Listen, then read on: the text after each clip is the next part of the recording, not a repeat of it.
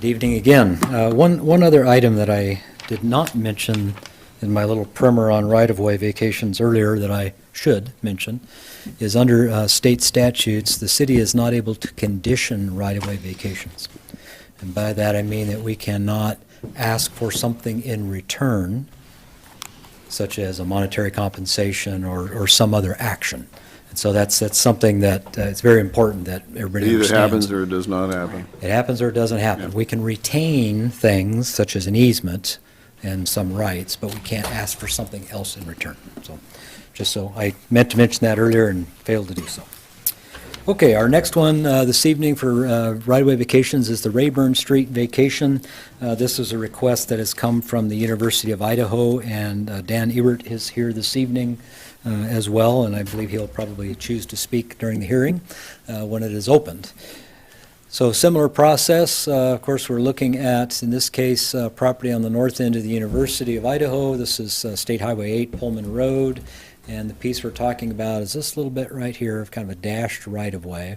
This blue line represents the relocated and reconstructed portion of Paradise Creek that was built a few years back, and that's important because it really affected this right-of-way and what was an existing street in the area. So if we go clear back to 1992, and you look at what used to be out here on the university, this is Rayburn Street coming all the way up past the two railroad tracks, tying into the highway system at that point. And so it was an active street back in those days, and then just kind of working our way forward. 1996, still there. You can see there are no sidewalks on either side of it. It's just kind of a rural road section roaming across the railroad tracks and the railroad right-of-way. The Student Rec Center eventually got built, parking added along the east side of it. The road was still there. And then things started to happen where we were dealing with pathway systems. The railroad here went away. We were starting to work on path systems to address what would eventually become a new intersection here with signalized crossings for all the pedestrians. You all remember that, that period of time when people were running across the highway. And then the university, in conjunction with the U.S. Army Corps of Engineers, reconstructed Paradise Creek here, and essentially creating an open channel to complement the underground portion of the creek that runs along Paradise Creek Street down here off the edge of the screen. And with that, and about the same time, Stadium Way was extended up to the highway, new bridges installed, a new intersection at Peterson and Stadium Way and State 8. And then Rayburn Street, as it existed all those years, was removed. So the only thing that's still there today, you can just see it right there, that little line crossing, that's a sanitary sewer main that the city owns that crosses from north to south and ties into a big sewer system that runs right through this area. And so with the creek, then all the crossings went away, the road went away, the pedestrian routes all went away, and that is just a creek. And so that's generally, it's 2015, it's the last aerial I had. That is what it looks like generally today. Vegetation is starting to come to fruition along the corridor. You can still see that sewer line just barely right there. Just to help orient, Wendy's is right here across the way. Drive in, drive out. And the area here in the red hatching is generally representative of the area that's being requested for vacation. It's essentially north of the pathway that comes down through there, and it really covers the areas that were part of the original railroad rights-of-way that came through here. And the city acquired this some years ago as the railroad started phasing out, so that it became right-of-way. So the university has requested that we vacate that area. In this case, the university now owns both pieces of right-of-way, the northerly one here, the southerly one here, that abut the right-of-way area on both east and west sides in its entirety. So they own all the property east, west, and south of this right-of-way vacation. To the north, of course, is additional right-of-way for State Highway 8. Just a quick shot. This was 2007, I believe, from the Google on-street views, what it used to look like with the rail crossing and when it was paved, looking towards the south. And that's about 2 years ago or so. And the creek is, of course, in here now. The pathway beyond it, you can't quite see it, but the road obviously terminates and it's just a creek today. So the university is making the request, as they anticipated the city probably has no further need of this for a roadway, that we vacate it.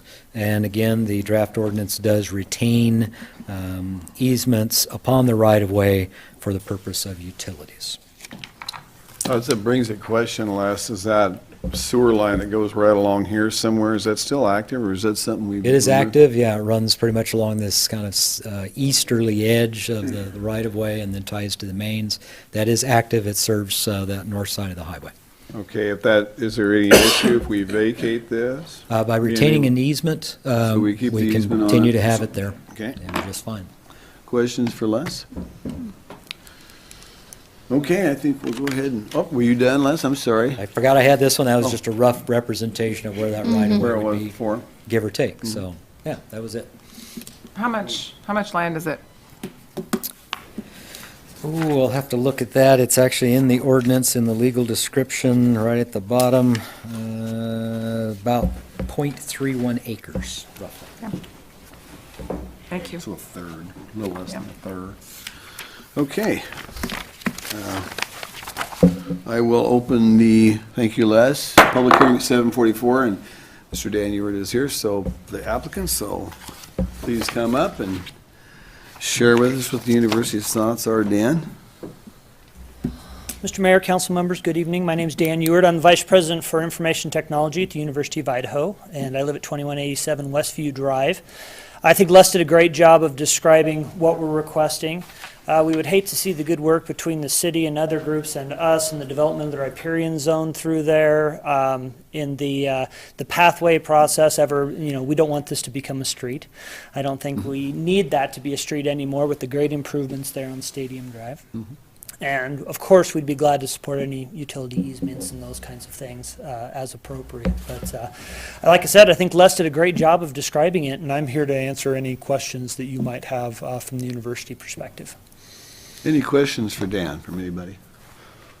Thanks, Dan. I think everybody's, you got something, I Jen? just wondered if does the university have any development ideas for that since it would be a continuous piece now? Any development ideas that you would want to put into place if you acquired this? Yeah, Councilmember Bolton, in our long-range campus development plan, we would love to see some frontage improvements right there along the Pullman Highway, but those are well in the future, and there's certainly nothing either short or medium term as far as development goes right there along the highway. The rest of the area, no, we do not see any development in there, because again, all of us have invested in the riparian zone and the trails through there. Thank you, Dan. Thank you, Dan. Others who would like to come up and testify, either for or against or in general, please come up, and we'll give you 3 minutes. Seeing nobody race to the podium, I'm going to close the public hearing at 7:46 and turn it over to council for deliberation. Brandy? Well, I would say, I think with the riparian area and it makes sense to not have a piece that could disrupt the continuity there. And so it makes sense to me to restore or preserve that to be contiguous with its surroundings. Okay.